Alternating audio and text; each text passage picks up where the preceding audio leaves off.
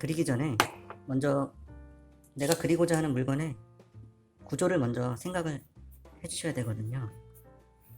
이 구조를 먼저 파악하고 스케치를 들어가야 되는데, 이 부분에서 많이 틀리는 부분이 몸통이 어딘,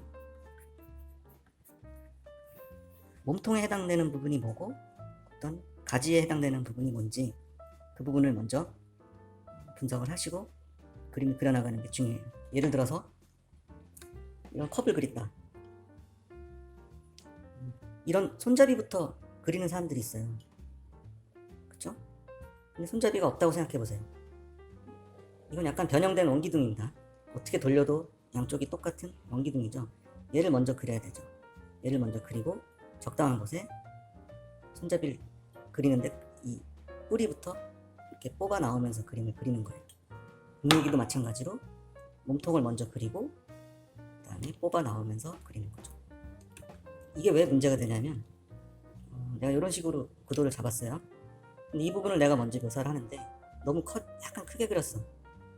그러면 커진 손잡이에 맞게끔 맞추다 보니까 몸통이 또 훨씬 커지겠죠. 반대로 이걸 그리는데 좀 작게 그렸어요. 그럼 거기에 맞추다 보니까 몸통도 이렇게 작아져서 다른 사람 그림하고 같이 놨을 때 이제 형태가 완전히 틀려버리는 상황이 되는 거죠. 그래서 완벽한 몸통의 크기를 정해놓고 몸통에 맞게 이런 묘사할 부분들을 그려나가면 되는 겁니다. 손도 마찬가지로 이렇게 손가락을 아주 복잡한 모양으로 많이 연출을 해서 그림을 그리지만 팔목하고 손바닥을 먼저 그려야 돼요. 팔목하고 손바닥을 먼저 그린 다음 그 다음에 이 손가락 뿌리부터 하나씩 뽑아내듯이 그리면서 묘사를 해주면 됩니다. 이쪽 끝부터 하면은 아주 익숙하지 않는 사람인 경우엔 큰 오류가 발생할 수 있어요. 그래서 몸통과 가지가 뭔지 그거를 분석을 해서 그리면 돼요. 이게 뭐 비단 이렇게 원기둥 형태 세워놓는 거에서만 국한되는 게 아니고 대부분의 물건에서 시선을 먼저 끄는 이런 손잡이나 칼날 부분의 묘사를 먼저 하게 되는데 기본적인 이 몸통을 먼저 다 잡아놓고 그 다음에 얘의 위치를 이렇게 할 건지 이렇게 할 건지 정해서 하는 거죠. 그런 말씀을 먼저 드리고 싶어서 얘기를 드렸고요. 이것도 이 부분을 같이 감안해서 형태를 잡는 거지만 묘사 자체를 먼저 들어가지 않고 항상 이 통이 어느 정도 완벽하게 크기가 잡힌 다음에 그 다음에 이 돌리는 부분, 그 다음에 몸통 부분, 그 다음에 이런 날개 부분들을 해주는 거예요. 그런 순서가 다 있다는 거 알고 계시면 될 것 같습니다. 사용할 연필에 대해서 간략하게 설명해 드릴게요. 저도 연필을 이것저것 많이 가지고 있는데 저는 스테들러를 주로 사용합니다. 다른 연필도 뭐 좋은 것도 많고 안 좋은 것도 있는데 다른 연필은 이렇게 여러 개가 있을 때 잘 안 보여요. 이렇게 각인이 모든 면에 돼 있지 않고 일부 면에만 돼 있기 때문에 내가 원하는 연필을 쉽게 찾을 수가 없어요. 그런데 스테들러는 6면에 다 각인이 돼 있어서 제가 원하는 연필을 쉽게 빠르게 찾을 수가 있어서 이걸 좋아합니다. 두 번째 이유는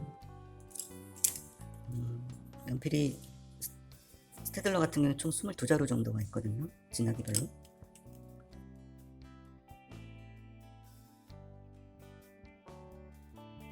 우리가 흔히 판매하는 6B부터 4H까지 12자루가 있고요. 더 밝은 게 5자루가 있어요. 더 어두운 것도 5자루가 있고. 그래서 총 22자루 정도 제가 사용해 본 게 있는데요. H계열이 좀 흐린 연필이고 B계열이 진한 연필이죠. 이 중간을 잡아준 연필이 HB. 보통 HB가 흐리지도 않고 진하지도 않은 연필이라고 알려져 있는데 저한테는 좀 진하거든요. 그런데 이 스테들러 브랜드에는 이 H와 HB 사이에 F라는 연필이 하나 존재를 해요. 바로 이건데 저는 이 톤이 되게 좋은 것 같아요. F라는 연필을 상당히 많이 사용하는 편이고 이 두 가지 이유 때문에 스테들러 연필을 많이 사용하고 있습니다. 스테들러 연필 세트를 보시면 이렇게 보통 12개 정도가 들어있는데 이것도 한꺼번에 다 사용하는 게 아니고 처음에 형태 잡을 때는 EH 그리고 방금 말씀드린 100% 형태를 완벽하게 하고 기본 톤을 잡고요.